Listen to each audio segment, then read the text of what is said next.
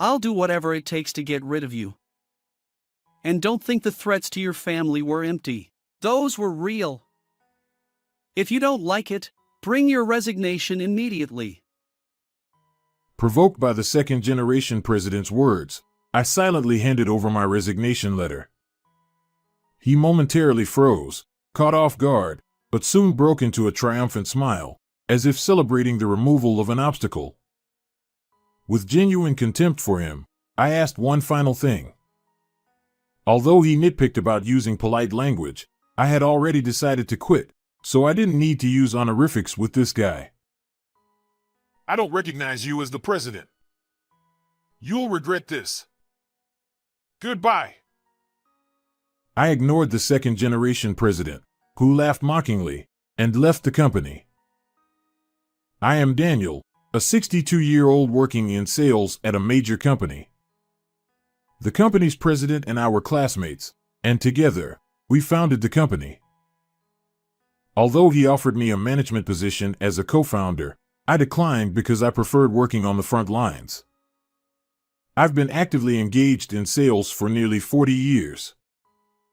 While I don't hold a specific position, my colleagues and even the president himself have come to trust and rely on me, often seeking my advice. However, just before my retirement, a sudden turn of events occurred. The president fell seriously ill and had to be hospitalized. Despite 6 months of treatment, he passed away a year ago. His son has taken over as the successor. Unfortunately, the second-generation president is quite a troublesome character. He abuses his position, running rampant within the company. With only 3 years left until my retirement, I had hoped to pass on the legacy of the former president, but my efforts have been in vain. Ignoring advice from me and others, he continued to take objectionable actions. I've been grappling with how to handle this situation.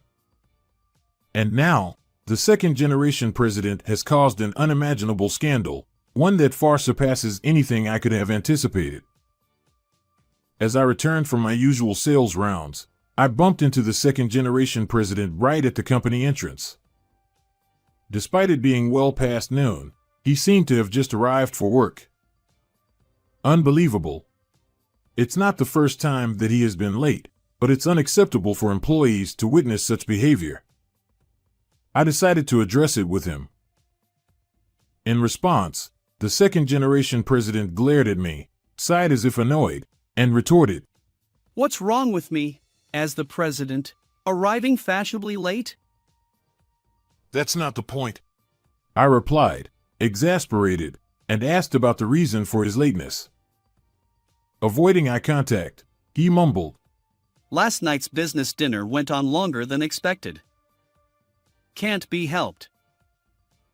Our company's clients were reasonable people, so there was no way a business dinner would interfere with work the next day. Curious about which client he had entertained, I pressed for details. The second-generation president visibly squirmed and muttered, "It doesn't matter." He had a habit of using business dinners as an excuse to drink late into the night, consistently showing up late the following day. Despite my repeated admonitions, he remained unapologetic, and the frequency of his tardiness only increased. On this particular day, I'd had enough. I urged him to stop the late-night revelry disguised as business dinners, even if he had to lie about it. But the second-generation president responded with irritation. "Enough! Don't lecture me, an old-timer employee, like you're some expert advising the president." With that, he shoved me aside and walked away. Disheartened by his consistent behavior, I returned to work, still dealing with the same old second-generation president. A week later. On that day, I was summoned to the president's office.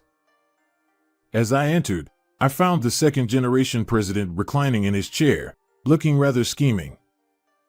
When I inquired about the purpose of the meeting, he grinned and began speaking. "You really managed to ruin my mood the other day, didn't you? Despite nursing a hangover, I dragged myself to the office. Gratitude is one thing, but I won't tolerate being lectured. Your respect for the president is sorely lacking. When the second-generation president relentlessly criticized me, I listened silently. Then he confirmed. You've got just a little over 2 years until retirement, right? I nodded, and with a malicious grin, he continued with shocking words. You're fired today. Just a little over 2 years until retirement, and it's a shame. Consider it punishment for getting on my nerves. Enjoy your downfall. He taunted. I was dumbfounded. My sales performance was solid, and I had no reason to be dismissed. When I pressed him for the reason behind my termination, the second-generation president nonchalantly explained. Isn't it obvious? You're a nuisance. Always nitpicking at everything I do. I don't need an employee who questions every move I make. Despite diligently considering the company's well-being, how could I accept being fired for doing my job? I couldn't. So, I told the second-generation president to reconsider. After all, I still couldn't quit. When the former president was hospitalized, he entrusted me with the task of continuing to support the company and his son. If the second-generation president persists in his arrogant behavior without reconsidering, the social trust built by the former president could be jeopardized. Desperately trying to persuade him, I faced the second-generation president's mocking laughter. Even without you, I've managed the president's duties admirably this past year. Our business is thriving, and revenue is up. Besides, why pay a pension to an old-timer like you when we could hire young talent? So, no retirement package for you. Despite my modest salary compared to his extravagant drinking expenses, I sternly replied, the company's success is due to the collective efforts of employees. A president who parties and arrives late daily shouldn't get too full of himself. Plus, if I'm fired now, a major contract I handle might be canceled, causing significant losses for the company. But no matter how much I explain, the second-generation president remains unyielding, even shouting, Shut up. Anyone can do your job. Is your plan to sweet-talk me into working until retirement? Not happening. And so, the cycle continues, firmly set on firing me. The next day, relentless harassment from the second-generation president began. My documents were being discarded without my consent, and my PC data was being erased. Although I had properly backed up work materials and data, there was no impact on our business partners. However, there were instances when he spilled a drink on me unexpectedly. He would go to great lengths to harass me, using various tactics. Eventually, he even threatened to harm my family if I continued working at the company. Faced with this situation, I couldn't remain silent. When I protested, the second-generation president repeatedly pressured me to quit. It was the last straw for me. The next day, armed with my resignation letter, I headed to the president's office. As I entered, I saw the president gleefully plotting new ways to harass me. He looked at me disdainfully and said, When will you bring that resignation letter? I'll do whatever it takes to get rid of you. And don't think the threats to your family were empty. Those were real. If you don't like it, bring your resignation immediately. Provoked by the second-generation president's words, I silently handed over my resignation letter. He momentarily froze, caught off guard, but soon broke into a triumphant smile, as if celebrating the removal of an obstacle. With genuine contempt for the second-generation president, I asked one final thing. Although he nitpicked about using polite language, I had already decided to quit, so I didn't need to use honorifics with this guy. I don't recognize you as the president. You'll regret this. Goodbye. I ignored the second-generation president, who laughed mockingly, and left the company. While I felt sorry for the former president, it seemed I'd have to find another way to deal with this inept successor. Determined to release my pent-up frustration, I prepared for a powerful counterattack. I would never forgive him. Then, just 1 week later, as I had anticipated, I received a panicked phone call from the second-generation president. He was in a frenzy. Show up at the office immediately. Every company we deal with is threatening to suspend contracts if you're not handling it. We're on the brink of bankruptcy. Just get here now. Before I could even respond, the second-generation president continued shouting. I retorted nonchalantly. You're the one who fired me, kid. The second-generation president gasps at my obviously assertive attitude. I warned you about the potential for causing significant damage to the company. It's the result of you running wild without listening. It's no longer my concern. When brushed him off, the second-generation president panicked, saying he never expected this to happen. I've been dealing with our business partners since the company's inception. When I went around to bid farewell, they all asked why I was leaving so close to retirement. So, I laid bare your foolish actions. As I recounted the mistreatment I'd received from the second-generation president to our business partners, their anger flared. They declared, even though he's the founder's son, we won't do business with a disrespectful person like him. Consequently, long-standing partners began terminating contracts one after another. The second-generation president, flustered, berated me. Why would you say such things? Do you think it doesn't matter what happens to the company?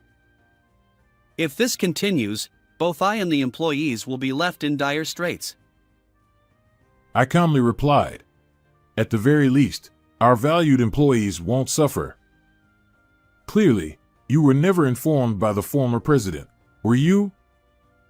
Well, it's no surprise. No matter how much I tried to teach you about management, you never paid any attention to work at all, did you? When I speak with a tone of pity, the second-generation president retorts with a voice strained by anger. You know, it was already decided that I, the founder's son, would take over the company. Learning about management was unnecessary for me. Besides, my methods have worked just fine until now. His words prompted a deep sigh from me. Clearly, he still didn't grasp the situation. The success of the business wasn't due to your abilities, but rather the excellence of the employees. The former president secretly expressed concerns about entrusting the company to you. However, as a parent, he wanted to leave something for his son. I supported you based on that sentiment. I genuinely believed I was helping the second-generation president become a capable leader. Little did I know he would betray me like this. He never thought such an exchange would happen. After a moment of silence, the second-generation president, in a panic, turned his hand back to me and said he would hire me again. Fine, I'll hire you back. Support me again. After all, you promised to support me to my father, didn't you? He said, reverting to his high-pressure attitude. In response, I calmly continued the conversation. Remember what I said? I no longer recognize you as the president. There's another promise I made with the former president. If you ever behave tyrannically as the president and endanger the company, I'm authorized to step in and restore it. Moreover, the former president transferred 51% of the company's shares to me. With a majority stake, I hold the shareholder rights, including the authority to remove directors. The former president entrusted me to act decisively if his son went off the rails. What? So, are you saying I won't be the president anymore? Clearly flustered, the second-generation president, I nonchalantly replied. As long as you remain the president, our business partners won't resume dealings. I made a promise to protect the company alongside the former president. So, You're in the way. My firm response left the second-generation president in tears. He blurted out, Don't say that. If you return and persuade our business partners, everything will be fine. Is it really necessary to remove me as president? Ignoring his desperate pleas, I firmly stated, I'm no longer an employee, so I have no reason to follow your orders. If you have something to say, convince the business partners yourself. With that, the second-generation president angrily hung up the phone. And a few hours later, once again, he called me and exclaimed, Hey, I'll give up being the president. Instead, make me the managing director. Then we'll settle things. It seems his attempts to persuade our business partners failed. Quite amusing, really. I retorted, How about changing your attitude for once? I've repeatedly claimed the company doesn't need you. My assertive statement left him in despair. He tried to promise compliance from now on, but it's too late. There were plenty of chances for change. Yet, you squandered them all. You trampled on the former president's intentions. So, live with regret for every action you've taken. As I delivered this stern message, he fell silent, tears streaming down his face. But there's no room for sympathy. I conveyed my final thoughts and ended the conversation with a sense of satisfaction. Subsequently, the second-generation president was indeed dismissed as I had declared. His actions severely damaged the company's reputation, and due to the contract terminations, he faced disciplinary dismissal for causing substantial harm. The once haughty former second-generation president, who had pushed me out with such arrogance, ultimately faced condemnation from all employees and was ousted from the company. Since then, he managed to find another job, but due to his incompetence, he was quickly fired, losing all his confidence. Having exhausted his meager savings, he now seems to be barely scraping by, worn out from doing backbreaking day labor.